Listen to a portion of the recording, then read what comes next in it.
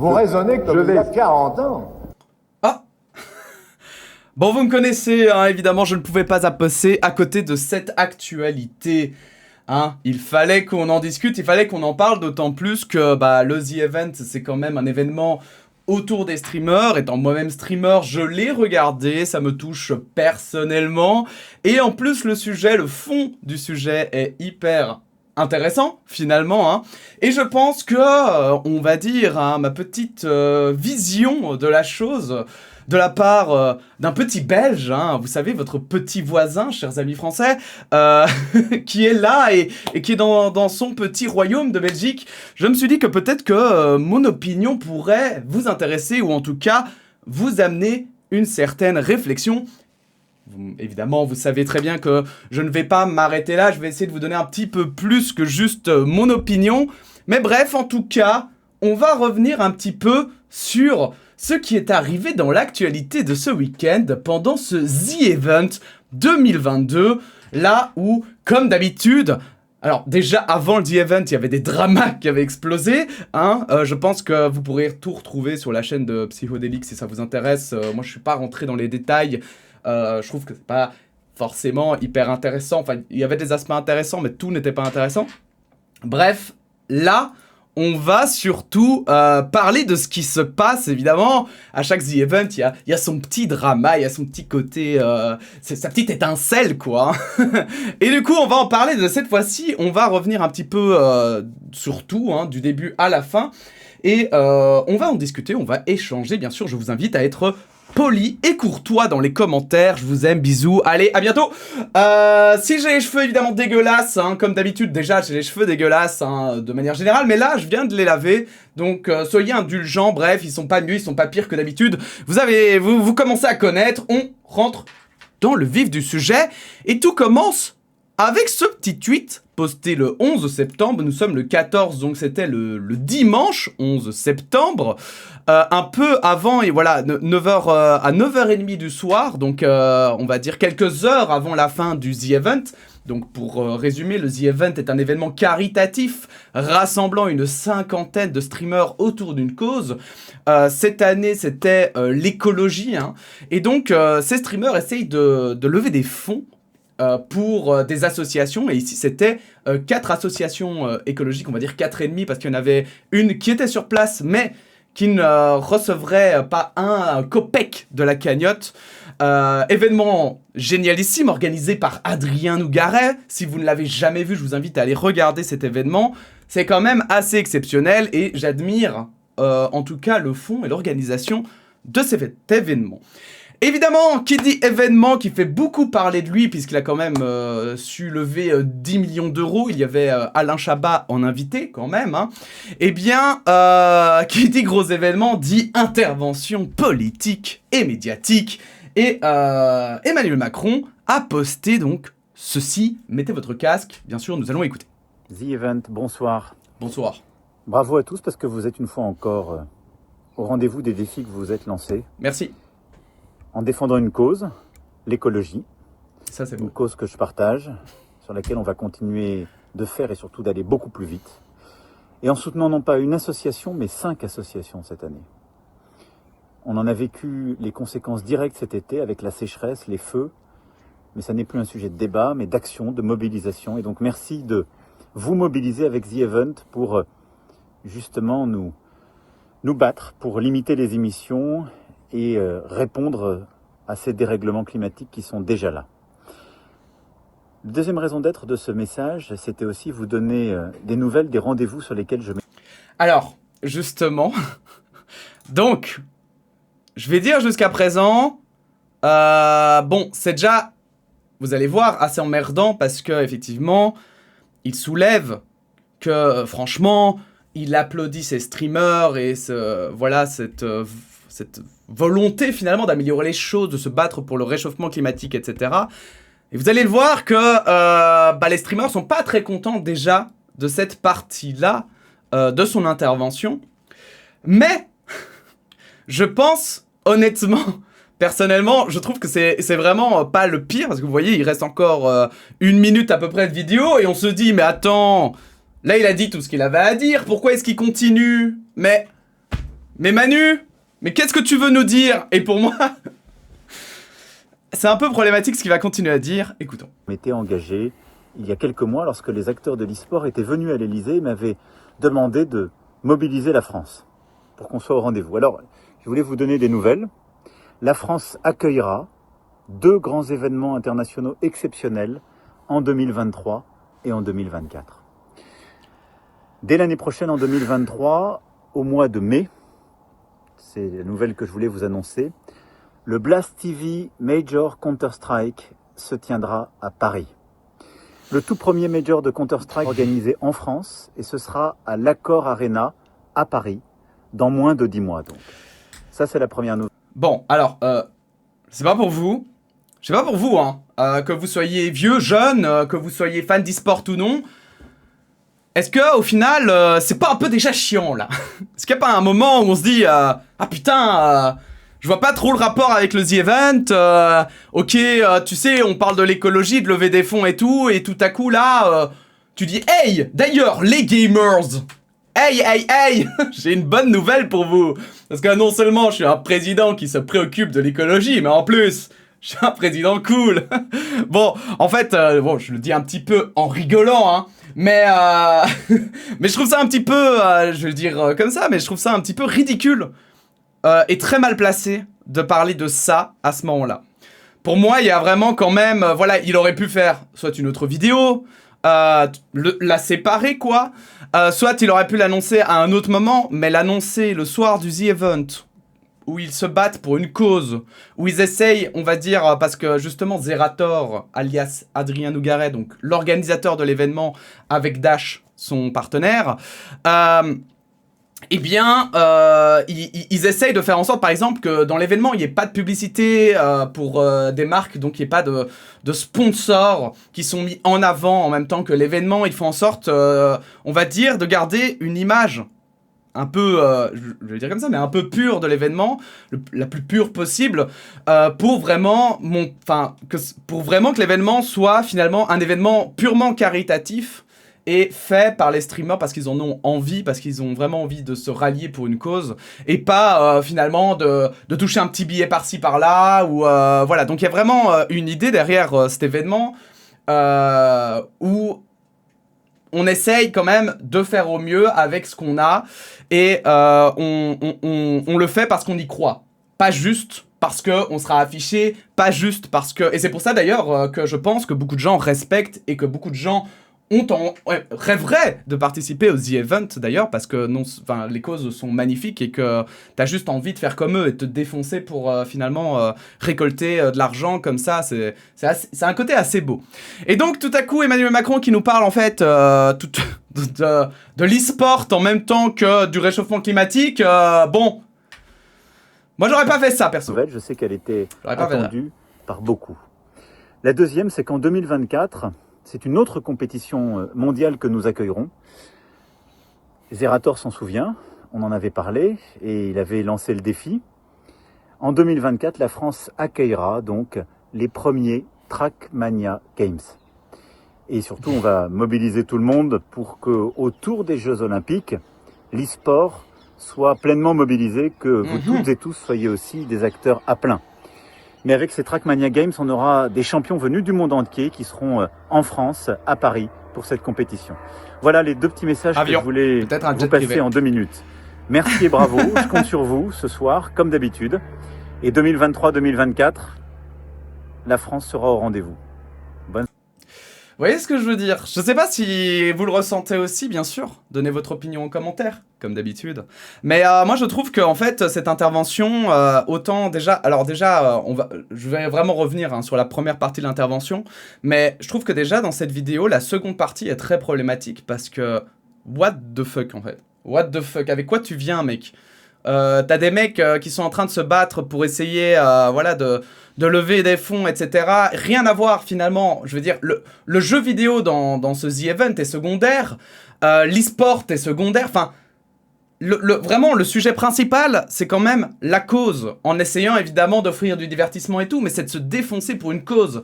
Et d'ailleurs, quand on entend les streamers, quand on regarde, ils parlent très très souvent de la cause, ils font des jeux en rapport avec la cause, où ils essayent en tout cas, ils en parlent souvent en fait de la cause. Et je trouve ça vraiment dommage que là, dans cette vidéo, il a un peu parlé de ça. Mais bon, soit, des community managers qui sont mauvais, on en avait déjà vu beaucoup. Donc, évidemment, cette vidéo, donc, elle est sortie à 9h30 le soir du The Event. Les streamers étaient encore en live, en train de streamer pour récolter des fonds. Et on va aller finalement, hein, on va aller, on va dire, entre celui qui a fait le moins de bruit à celui qui a fait le plus de bruit. Et on va commencer avec Ponce, streamer aussi, hein, sur twitch.tv. Et qui donnera son avis sur Emmanuel Macron. C'est parti. Y'a Macron qui a... Non, Macron a tweeté, sérieux. Oh non, je m'en bats les couilles. Oh, je jure, je m'en bats les couilles. Oh putain les gars, j'en ai rien à foutre. Oh mec, je m'en bats les couilles. Oh pétard. Oh non. Oh la dinguerie. Comment on fait mon ref? Oh je sais pas mec. Je crois que je vais dessiner. Dessine mec, et moi je vais danser. C'est ce qui va se... Oh non, je m'en bats les couilles. Oh c'est fou. Oh l'escroc. Y'a Macron qui a... Alors je trouve cette réaction assez marrante, je vais pas vous mentir. Alors je vais essayer de trouver la bonne... Ouais, c'est pas terrible hein, tout ça. Ouais, bon bref, on s'en fout. Donc effectivement, on est là face à une réaction assez rigolote. Hein. Une réaction vraiment drôle. Mais voilà, où les mots, il ne perd pas ses mots, hein, où il ne met pas sa langue dans sa poche. Mais voilà, encore rigolo, il dit juste qu'il s'en fout. Bref, et qu'ils vont continuer l'événement. Soit. On a aussi Horty d'ailleurs, parce que je le vois là maintenant passer, et il me semble que c'était assez sympa, ça n'a pas fait beaucoup de bruit non plus, mais nous avons Horty hein, qui a parlé et qui me semble a juste fait de l'humour.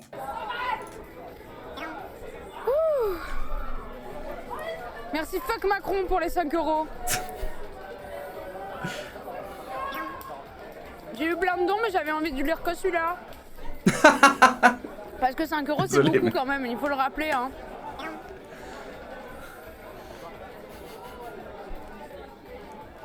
Non mais le mot-clé étant 5 euros dans le don. On est d'accord.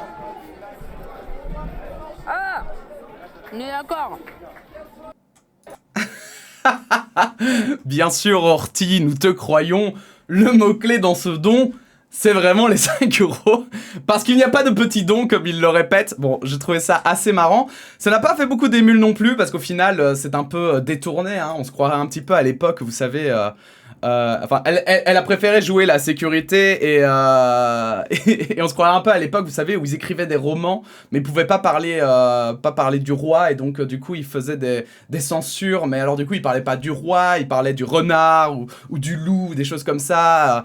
Vous savez, finalement, toute la... Comment on appelle ça encore toute l'anthropologie, non c'est pas ça, l'anthropomorphisme, voilà, hein, a été quand même créé de base aussi, hein, Jean de La Fontaine, etc. C'était pour faire des critiques de la société de manière un petit peu censurée. Bref, c'est assez marrant. Donc, on va continuer évidemment. On a Angle Droit qui a donné son avis. Angle Droit, en fait, ce qui est assez intéressant, je trouve, avec son avis, c'est qu'Angle Droit a fait du droit. Donc, c'est pour ça que de base, elle s'appelle Angle Droit. Si vous allez chercher sur YouTube, en fait, vous verrez, elle avait une chaîne YouTube où elle vulgarisait du droit, entre guillemets. Elle répondait à des questions de droit. C'était hyper intéressant. Et maintenant, en fait, elle est devenue streameuse un peu en partie, je pense, j'ai envie de dire, j'aime pas dire ça, mais c'est un peu en partie, je vais le dire comme ça, mais grâce à Antoine Daniel, bien sûr, non, mais enfin, dans le sens où Antoine Daniel l'a effectivement aidé et l'a beaucoup invité à des événements où lui était invité, etc. Et ils se connaissent très bien, pas juste grâce à lui, hein, soyons d'accord, hein, mais je veux dire dans le sens où il l'a mis en contact avec des gens que je pense qu'elle n'aurait pas pu atteindre comme ça. Bref. Let's go, regardons sa réaction qui est, selon moi, finalement la plus pertinente et qui m'étonne d'ailleurs qu'elle n'ait pas fait plus de bruit que ça. Merci et bravo, je compte sur vous ce soir, comme d'habitude. Bah oui, tu comptes sur nous, connard. 2024. Bah oui, parce que tu branles rien. Merde. Oh, si seulement t'avais les moyens de faire quelque chose. Merde. Oh, ça me rend fou. Ah non, mais faut faire pipi sous la douche pour sauver la planète, oui. Ah merde. Oh. Oh merde, je suis énervée. Vas-y, nique sa mère. Je suis trop énervée là. Merci. Je vais me faire ban YouTube avec tous ces gros mots. Donc voilà, elle ne cache pas ses mots, vous avez pas très bien vu, je suis désolé, je vous invite, évidemment tous les liens sont dans la description, je vous invite à aller voir les vidéos originales et tout. Mais donc elle est franche, hein, elle est fâchée, elle n'est pas contente. Je vais en profiter d'ailleurs de sa réaction pour remettre dans le contexte, hein, le The Event en fait, il faut bien comprendre que c'est un week-end aussi de 3 jours, où les streamers streament un maximum. Donc cette réaction est aussi explicable par la fatigue. On y reviendra après, mais je trouve que c'est important de la voir en regardant ces vidéos. Et là, on a la vidéo qui a fait le plus parler d'elle, et pourtant, celle-ci a plus de likes, trop marrant. Bref, celle d'Antoine Daniel, hein, pour ceux qui ne connaissent pas Antoine Daniel, ex-youtubeur, qui est devenu streamer, qui a fait les fameux What the Cut, donc qui est quelqu'un de très, je veux dire, c'est un artiste très respecté sur Internet, autant par les gens qui ont l'habitude de regarder YouTube que, je pense, de manière générale, les autres YouTubeurs. Donc voilà, qui a eu des moments un peu... qui a très vite monté avec What the Cut, et puis qui a eu un moment où il s'est senti beaucoup moins bien, et le streaming lui a permis maintenant de revenir un petit peu sur Internet, et c'est génial, parce que je trouve qu'il a une personnalité quand même hors du commun, au cas où. Antoine Daniel, tu passes, on t'aime, hein, bien sûr. Et Antoine Daniel, qui, du coup, a parlé et qui a fait finalement le plus de bruit durant cet événement. J'en ai ras le cul qu'il fasse sa promo sur notre putain de dos. J'en ai rien... Vraiment, ça me casse les couilles. Enfin, la promo. Le mot, c'est plus propagande, tu vois, mais... Mais ça me casse les couilles. On n'a pas demandé ça. Et j'ai vu même, là, j'ai maté les tweets réponses. Il y a quelqu'un qui dit la même chose que moi, et une personne lui répond... oui, mais tu lui aurais reproché s'il avait rien dit. Franchement non. Franchement non, qu'il ferme sa putain de gueule. Je veux qu'on sache que depuis le The Event, il y a quelques personnes qui le détestent. Et c'est à cause de gens comme lui, entre autres, qu'on fait ces événements-là. Donc va te faire foutre. J'en ai ras le cul qu'il fasse... Voilà. Ça a fait énormément parler de lui. Énormément. Beaucoup trop, d'ailleurs, pour moi. Bon, après, vous savez, il se passe pas grand-chose en ce moment. Du coup, les journaux sont un peu à la recherche d'actu, hein. Faut bien trouver des choses, donc... donc, on va évidemment parler d'Antoine Daniel. Mais en fait, d'ailleurs, j'avais vu la séquence, en fait, du coup, avant hier, hein. Et dans ma tête, elle était plus violente. Tellement j'ai lu de choses où on parle d'insultes et tout. Au final, bon, il dit va te faire foutre, mais c'est pas non plus... Dans ma tête, il lui disait genre connard ou je sais pas quoi, je sais plus, mais en vrai, c'est beaucoup plus soft que ce que j'avais en tête. Donc voilà, ça a fait beaucoup parler de lui, notamment parce qu'il y a beaucoup de gens qui reprochent à Antoine Daniel d'avoir insulté le président de la République. De la France, du pays des droits de l'homme, on le rappelle, bien sûr. Et donc ça a fait polémique, et surtout beaucoup chez les boomers, beaucoup dans les journaux télévisés, où alors on disait bonjour monsieur, que pensez-vous de l'intervention de ce streamer? Et les gens étaient là en mode oh mon dieu, mais cette jeunesse décadente, nous sommes choqués, voilà. Le président n'a pas répondu parce que je crois qu'il s'est quand même rendu compte, enfin j'espère quand même pour lui, on n'est jamais à l'abri d'une petite surprise où tout à coup il va répondre quelque chose, bref, ça a fait vraiment, fait couler beaucoup d'encre, et en fait, moi pourquoi j'en fais une vidéo aujourd'hui, c'est parce que j'ai vu énormément de Français.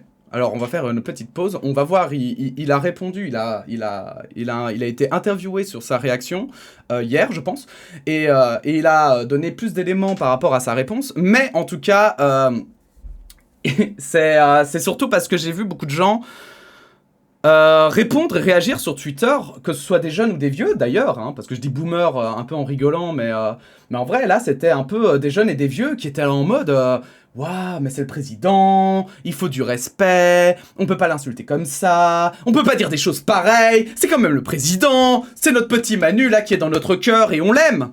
On l'aime Manu, tu sais, Manu, T'inquiète, on t'aime, tu sais, en vrai. En vrai, au fond, hein, on t'aime. Bon, pardon, excusez-moi, je m'emporte un peu. Bref, on peut faire un peu d'humour ici. Mais en vrai, voilà, c'était un peu assez surprenant.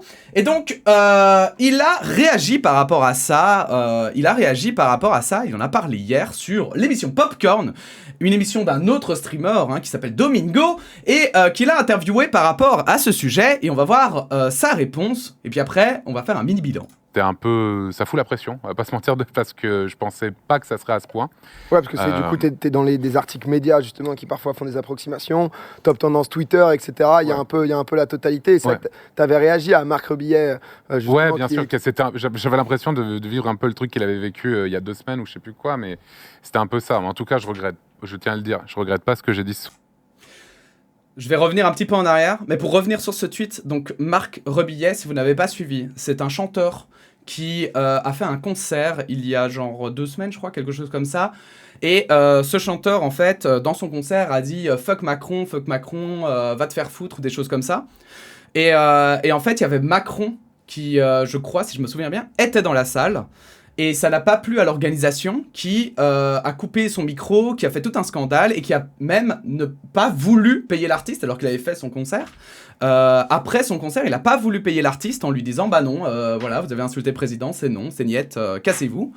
Et donc pourtant, c'est marrant parce que justement cet artiste, on a tendance, et moi le premier en plus, on a tendance à dire que les États-Unis d'Amérique, c'est un pays puritain. Mais pour autant, ce chanteur qui vient des États-Unis, eh bien, le fait souvent aux États-Unis, que ce soit par rapport au président, que ce soit par rapport à des politiciens et tout. Et en France, c'était pas passé, et ça a fait un mini scandale. Et du coup, Antoine Daniel avait répondu de manière humoristique en voyant le déferlement de tweets qui était passé. Il avait demandé, Marc Rebillet, puis-je, s'il vous plaît, pouvez-vous me donner quelques astuces pour comment me sortir de la sauce?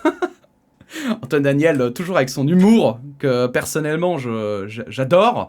Mais voilà, revenons un peu en arrière et écoutons la fin de ce qu'il dit. Je sais plus quoi, mais c'était un peu ça. Mais en tout cas, je tiens à le dire, je regrette pas ce que j'ai dit ce soir-là, y compris le ton sur lequel j'ai dit. Je pense que ça a été un exutoire pour pas mal de personnes. C'était un peu... ça fout... Donc ça c'est sa réponse et personnellement je la trouve très intéressante. J'ai d'ailleurs laissé un tweet, regardez, j'ai fait le buzz OMG. Le buzz avec mon compte de divertissement, bon bah ça c'est autre chose mais c'est pas grave. Et je vous propose d'aller un petit peu lire justement les tweets parce que vous allez voir, moi personnellement je suis assez choqué de ces tweets là. Et je vais vous expliquer pourquoi après. Donc, par exemple, Kelly hein, qui nous dit « Il aurait dû retirer les insultes quand on est aussi populaire que lui. Il faut faire attention à pas donner le mauvais exemple.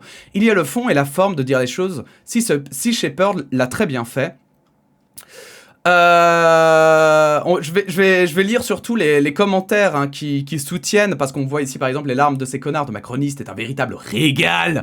Les voir inventer des règles comme le respect de la fonction présidentielle et puis geindre sur les réseaux, mais quel bonheur, merci. Bon voilà, évidemment, les avis sont partagés comme tout, hein.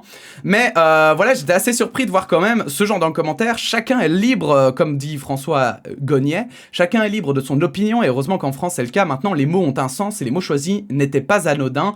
Par ailleurs, au-delà de l'homme et de la personnalité politique, il y a le rôle institutionnel. On voit ici Gabs qui dit « C'est pas ouf cette mentalité insultée pour critiquer, c'est carrément immature et toxique, surtout pendant un événement caritatif devant une audience jeune. » On a aussi Sourouche ici qui nous dit « La bêtise en une seule vidéo. Le pire c'est que ça se voit qu'il s'en veut, mais il veut absolument assumer.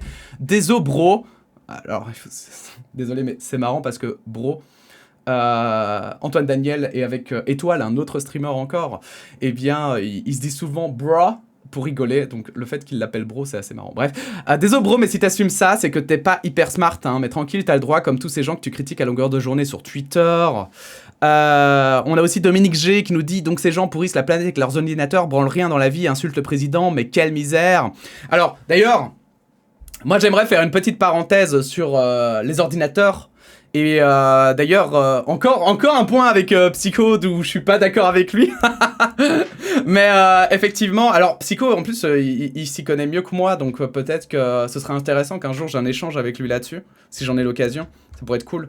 Mais c'est vrai qu'en fait, on parle beaucoup de la pollution d'internet, etc., des ordinateurs et tout, mais je pense vraiment que personnellement, je pense qu'il y a toujours une espèce de balance bénéfice pollution qu'il faut faire aussi, et notamment même pour, enfin je veux dire pour tout, hein, pour les industries, etc., et notamment les jets privés aussi, hein, voilà, et pour moi l'échange d'informations qu'il y a avec Internet, etc., on peut la repenser, on peut penser différemment à Internet pour qu'il pollue moins, mais je pense qu'en tout cas garder Internet et en tout cas une manière de pouvoir aller dessus, d'avoir des ordinateurs, etc., pour ma part, je pense que c'est une pollution, mais qui peut être intéressante pour, je veux dire, dans un sens général, l'humanité, pour l'échange d'informations, pour la recherche, etc. Donc moi, je trouve que, par exemple, c'est moins grave, voilà, de retirer, par exemple, les jets privés, ou de faire en sorte, moi j'avais vu, par exemple, pour les verreries, c'est des choses qu'on connaît pas, mais en Belgique, par exemple, les verreries, donc les usines de verre, sont parmi les plus gros pollueurs, si je me souviens bien, j'avais lu un article dessus, sont parmi les plus gros pollueurs de la Belgique, enfin des industries en Belgique, parce qu'en fait, ils ont des fours au gaz, et le gaz, ça pollue énormément. Et malheureusement, en fait, il faut savoir qu'un four au gaz, ça dure 20 ans. Et donc, malheureusement, tu peux pas le changer, voilà, tu peux pas le changer comme ça coûte une blinde. En plus, t'as des pertes, parce qu'en fait, installer un four à verre, ça prend à peu près 1 mois et demi pour l'éteindre et l'allumer. Donc c'est vraiment de la folie, enfin bon bref, et en fait, voilà, c'est bien plus complexe que juste « Ah, ils polluent, ils sont méchants », bien sûr. Mais du coup, pour moi, par exemple, en fait, ils proposaient une solution, c'est des fours électriques à la place des fours au gaz pour ces industries du verre. Comme ça, elles pollueraient beaucoup moins. Parce que même si c'est des centrales électriques différentes, hein, que je veux dire à charbon, quoi, ça polluait quand même moins, de ce que je me souviens, que le gaz. Mais du coup, pour le moment, effectivement, par exemple, ça peut être intéressant d'accompagner ces industries à changer et donc peut-être de donner des subsides ou quoi pour moins polluer. Et plutôt de faire ça, par exemple, que de couper Internet et de se dire, tant pis, les échanges, on s'en fout, les gens n'auront plus de contact, mais c'est pas grave. Moi, j'y vois un certain aspect négatif. Mais bon, évidemment, c'est mon opinion. Et peut-être qu'elle est biaisée aussi, parce que moi, j'utilise beaucoup Internet. N'hésitez pas à donner votre opinion en commentaire. En tout cas, comme vous voyez, il y a beaucoup de gens... Il y a beaucoup de gens qui le soutiennent. Chips ici aussi, son fond de pensée lui est propre et j'ai aucun problème avec ça, mais les mots utilisés, surtout quand on a une très jeune communauté, ne doivent pas l'être. Et affirmer qu'il est fier est honteux, va dire ça en Russie ou en Chine, et on verra si tu paraderas sur Popcorn. Alors ça c'est un peu bizarre parce que justement il dit que ouais t'as de la chance d'être dans une démocratie. T'as de la chance qu'il y ait de la liberté d'expression, parce que sinon tu pourrais pas dire ce que tu penses. C'est un peu bizarre. Chips, à revoir ta copie quand même. Bref, comme vous voyez, il y a pas mal finalement de commentaires qui soutiennent, je vais le dire comme ça, mais qui soutiennent le président et la façon dont il faut dire les choses. Et donc moi j'aimerais vous donner un petit peu justement mon avis en tant que Belge, parce qu'en Belgique on est quand même un royaume, et ça change beaucoup du coup de la France, parce que en Belgique on a du coup un roi, et un roi symboliquement et on va dire...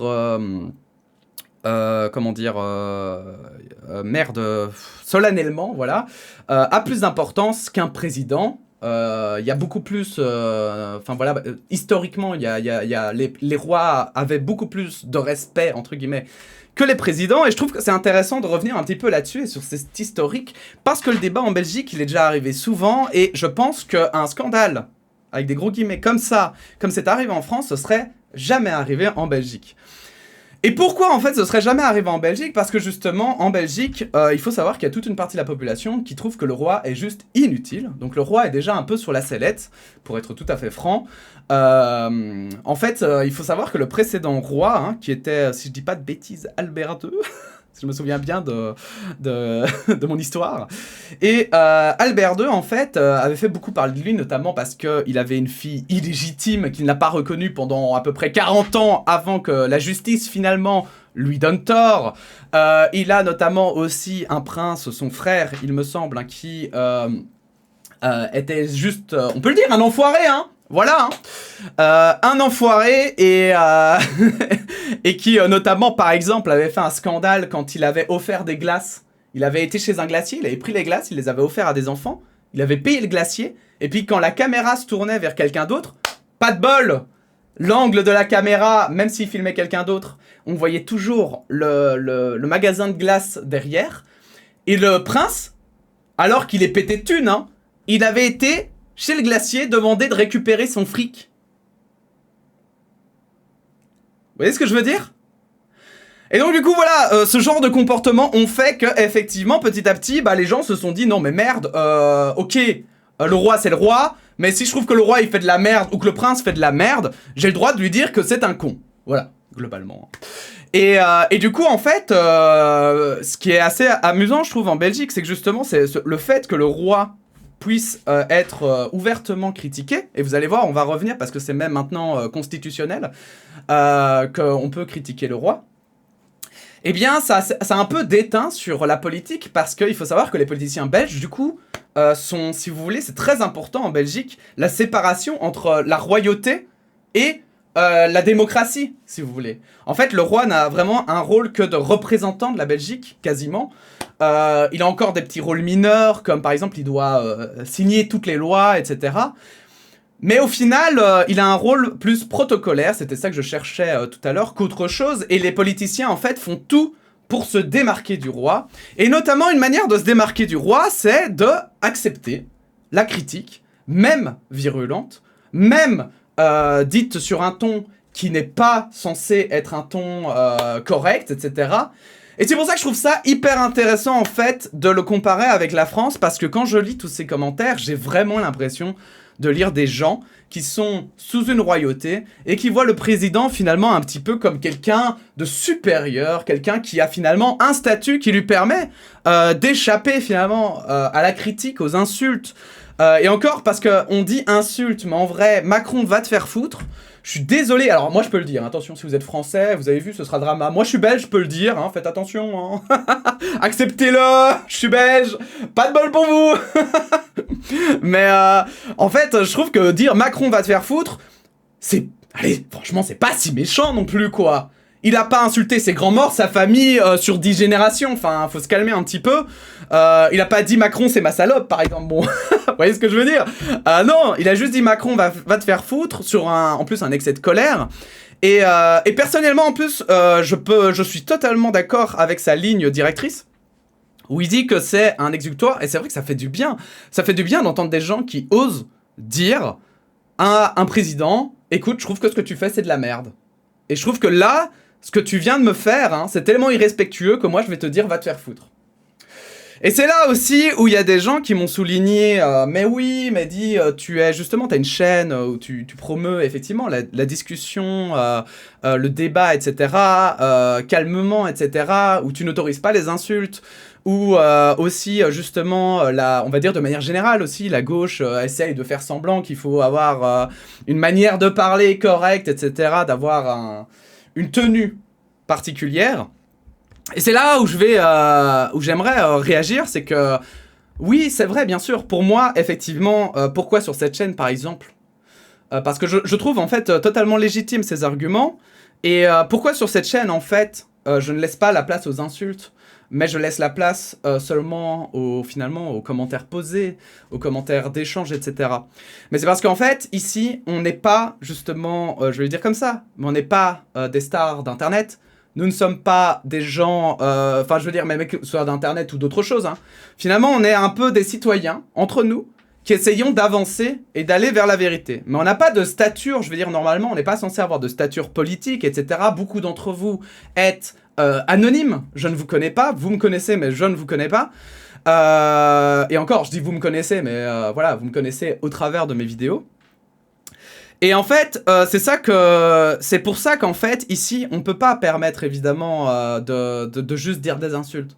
Parce que ça ne fera rien avancer, et ce serait juste, on va dire, de la frustration, comme ça, jetée. Et sur Internet, effectivement, la frustration n'amène que la frustration. Et moi, ce que j'aimerais sur mes vidéos, c'est que si tu as envie de réfléchir avec nous, ben, bienvenue, viens, discute. Mais si tu te sens pas d'humeur, t'es de mauvaise humeur et que t'as envie d'aller insulter des grands morts, eh bien écoute, alors à ce moment-là, va pas ici, parce que ici c'est pas le lieu pour le faire. Ici, Antoine Daniel, il a une tribune, c'est une personnalité, c'est un être humain, voilà, comme moi ici, j'ai une tribune, finalement, hein, aussi, hein, comme vous me regardez, vous regardez cette vidéo, j'ai une tribune. Et en fait, c'est pour moi là la différence. C'est qu'on regarde la personne, on regarde Monsieur Antoine Daniel, Monsieur Daniel, et on le regarde. Et donc, pour moi aussi, il a le droit aussi de donner son avis. Et son avis, oui, parfois, quand on est, je pense, quelqu'un qui est une personnalité, et qu'on se sent insulté, parce qu'il faut bien en avoir conscience que là, Antoine Daniel, pourquoi il a réagi comme ça? Parce que beaucoup disent, ouais, il a insulté Macron. Mais est-ce que vous vous rendez compte, quand même, de l'insulte que fait Macron quand il leur dit, oui, on est là, hein, on vous suit, on est là, on est derrière vous, allez les gars, hein. Allez, bossez pour nous, hein, parce que nous, on bouge pas, on se bouge pas le cul. Les jets privés, ça fait 6 mois que c'est en débat. On n'a toujours pas posé d'amendement. On n'a pas fait de 49.3 pour interdire les jets privés. Alors j'ai cru voir que la problématique était plus compliquée, mais on s'en fout. Je veux dire, globalement, on se dépêche pas trop quand même pour trouver des solutions. Non, mais allez-y, hein, c'est bien, hein, continuez, financez. Et alors, ce qui est encore plus marrant, c'est que notamment dans les associations qui sont financées, on a Sea Shepherd. Et Sea Shepherd, si vous regardez comment il parle 10 fois pire qu'Antoine Daniel. Déjà, il coule des bateaux, hein. Alors certes, des bateaux illégaux, mais des bateaux quand même. Et je parle vraiment de manière neutre, hein, sans jugement là-dessus, parce que voilà, par exemple moi je les soutiens, donc moi je trouve que leurs actions ne sont pas dénuées de sens en tout cas. Mais voilà, ils peuvent parler à des gouvernements et tout, et ils peuvent rentrer dedans. Putain, ils ont dit des trucs. Allez voir le patron, enfin j'allais dire le patron, mais c'est pas un patron, mais celui qui a créé Sea Shepherd là, le capitaine, je sais plus comment il s'appelle. Vous allez voir que lui, il a pas sa langue dans sa poche, hein, il en a rien à foutre, hein. S'il doit insulter un président, il le fera, hein. Et là, il y a pas de scandale, là ça va, là c'est bon. Alors Sea Shepherd, c'est en plus taper un peu des scandales dans le même sens, mais il y a un côté un peu marrant à tout ça, je trouve. Il y a un côté un petit peu hypocrite, parce qu'on peut pas se dire dans une démocratie si on ne peut pas dire ce qu'on veut, et si on peut pas en fait accepter que oui, quand un président dit des choses qui sont hypocrites, des choses pour lesquelles, en fait, qui sont blessantes pour les gens, bah les gens, ils peuvent jamais s'énerver. On peut jamais s'énerver contre un président. Vous voyez ce que je veux dire? Et en fait, ce qui est assez marrant, c'est que en France, il y a d'un côté, en fait, un héritage comme ça, que beaucoup de Français affectionnent particulièrement, la Révolution française, le fait qu'en France, finalement, finalement, la démocratie est née avant tout parce qu'on a coupé la tête à des rois, etc. Et d'un autre côté, comme ça, on a tout à coup quelqu'un qui a dit « Monsieur le Président, allez vous faire foutre !» Et là, ça passe pas. Ah non, hein, on a viré les rois, mais par contre, le respect des rois, il reste pour le président. Et ça, pour moi, c'est très particulier. Et c'est pour ça que j'aimerais finir avec un article, en fait, parce que je pense que ça va être un peu le mot de la fin. C'est un article qui est sorti en 2021, hein, en Belgique, sur un tout autre sujet, mais qui est parti, qui parlait du roi, et vous voyez ici c'est le roi Philippe, hein, qui est le roi actuel, et qui est d'ailleurs beaucoup moins critiqué que son père, parce que je pense qu'il gère beaucoup mieux les choses que son père, mais bon, c'est mon avis personnel, bien sûr. Et du coup, on va lire cet article. L'interdiction d'offenser le roi est contraire à la liberté d'expression. La loi qui réprime les offenses envers le roi est contraire à la liberté d'expression vient de décider la Cour constitutionnelle. Jusqu'à présent, les offenses au roi étaient passibles d'amende et d'une peine de prison de 6 mois à 3 ans. Le souverain était donc davantage protégé qu'un citoyen lambda. Alors je l'ai pas dit, mais c'est un petit article du vif. Dans un arrêté rendu jeudi sur la base d'une question préjudicielle posée par la Chambre des mises en accusation de Gand, la Cour constitutionnelle a estimé que l'article 1er de la loi du 6 avril 1847, la loi a presque 200 ans. Tout va bien pour vous? Tout va bien pour moi. Violait la liberté d'expression. L'affaire sur laquelle la juridiction gantoise doit se prononcer ne concerne pas directement la Belgique, mais l'Espagne, et un rappeur exilé dans la région de Gand. Josep Miquel Arenas Beltran, alias Valtònyc, a été condamné pour injure à la couronne d'Espagne, ainsi que pour apologie du terrorisme en 2017. Qu'ils aient peur comme une garde civile au Pays Basque, où le roi a un rendez-vous sur la place du village, une corde autour du cou, avait notamment frappé Valtònyc en catalan dans les chansons qui lui ont valu sa condamnation. Et c'est là que c'est encore plus intéressant, c'est que vous voyez que la royauté a encore parfois du pouvoir dans certains pays, et en l'occurrence en 2017 en Espagne, il avait encore beaucoup de pouvoir, hein. Donc ça, ils expliquent plus en profondeur, mais je trouve pas ça forcément intéressant. Tous les liens sont dans la description, évidemment, si ça vous intéresse.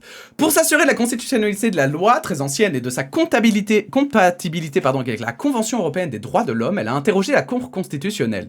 La Cour a notamment considéré le champ d'application très large de la loi belge, puisque le terme « offense » est interprété de façon large. Il couvre tous les propos qui portent atteinte à l'honneur ou à la réputation du roi, ou qui expriment une irrévérence à l'égard du roi avec une certaine publicité. En outre, l'infraction ne requiert pas d'intention de méchanceté. Donc vous voyez, c'est surtout ça, c'est qu'en fait, dès que tu dis quelque chose au roi et que ça lui plaisait pas, il pouvait t'attaquer et tu pouvais être condamné, ce qui est effectivement une atteinte à la liberté d'expression.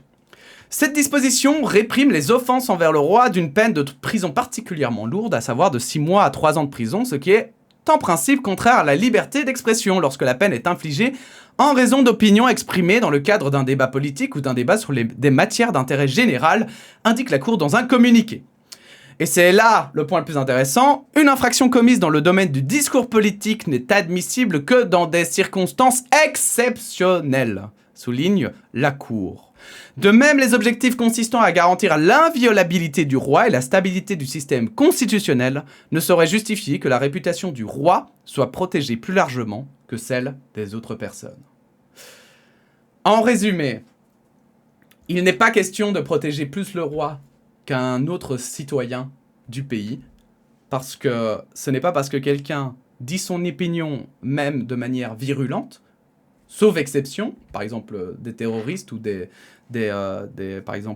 menaces d'atteinte à la personne, ça c'est encore autre chose, mais on parle ici bien de mots et de critiques. Aucune critique ne peut justifier que l'on condamne quelqu'un à une peine de quoi que ce soit d'ailleurs, à une amende ou quoi que ce soit. En tout cas, pas plus qu'un autre citoyen, donc ça veut dire que par exemple, si Macron était en Belgique et qu'il était Premier ministre de Belgique, il pourrait porter plainte contre Antoine Daniel et simplement la Cour en fait déciderait si ça rentre dans la liberté d'expression ou non. Et en fait, la liberté d'expression, elle est très large, et surtout quand ça parle de politique comme ça, que ce sont des personnalités publiques, on est évidemment bien plus permissif sur la liberté d'opinion et sur la liberté en fait de la critique, même quand c'est parfois des insultes, etc.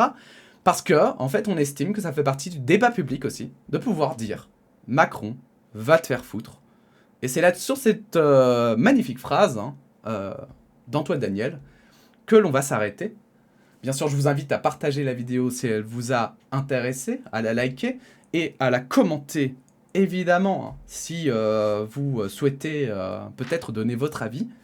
Toute opinion nous intéresse, évidemment, tant qu'elle est faite dans le respect, parce qu'ici, on ne peut malheureusement pas se permettre les insultes et juste la colère. Hein.